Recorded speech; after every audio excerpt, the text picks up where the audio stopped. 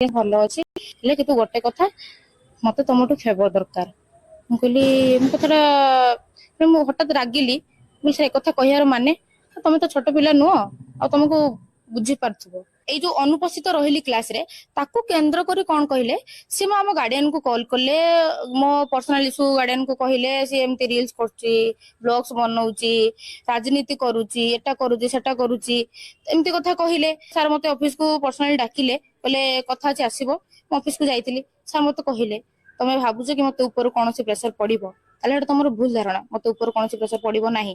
ଆଉ ଦିନ ସାର୍ ମତେ ଡାକିଲେ ଯେ ତମେ ମୋ ନାଁରେ ମିଛ କହିବା ବନ୍ଦ କର। ଉଲ୍ଟା ମତେ ସିଧା ସିଧା ଧମକ ଦେଲେ କି ମୁଁ ଯେ ପର୍ଯ୍ୟନ୍ତ ଅଛି ମୁଁ ତତେ ସେ ପର୍ଯ୍ୟନ୍ତ ବେକ୍ କରିବି।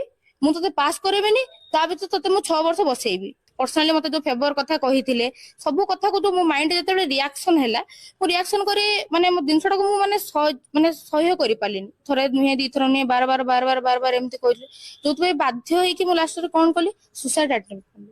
ଏତେ ସବୁ ହେଲା ଏତେ ପ୍ରସ୍ତୁତ ହେଲା ପରେ ବି ଆପଣ ମୋ ନାଁରେ ଯାଇ ଡିପାର୍ଟମେଣ୍ଟରେ ମୋ ସିନିୟର ହଁ ମୋ ବେଚମେଣ୍ଟକୁ ମୋ ବିରୋଧରେ କହି ତାଙ୍କଠୁ ଆପ୍ଲିକେସନ ଲେଖିକି ମୋ ନାଁରେ ସିଗ୍ନେଚର ମାରି ଆପଣ ପ୍ରିନ୍ସିପାଲଙ୍କୁ ମୋ ଏଗନେଷ୍ଟରେ ଆପଣ ଆପ୍ଲିକେସନ ଦେଲେ। ମୁଁ ଚାହୁଁନଥିଲି ସାର୍ ଗଣମାଧ୍ୟମକୁ ଆସିବା ପାଇଁ କିନ୍ତୁ ମୁଁ ବାଧ୍ୟ ହେଲି। ସାର୍ ମୁଁ ଚାହୁଁଛି ମତେ ନ୍ୟାୟ ମିଳୁ।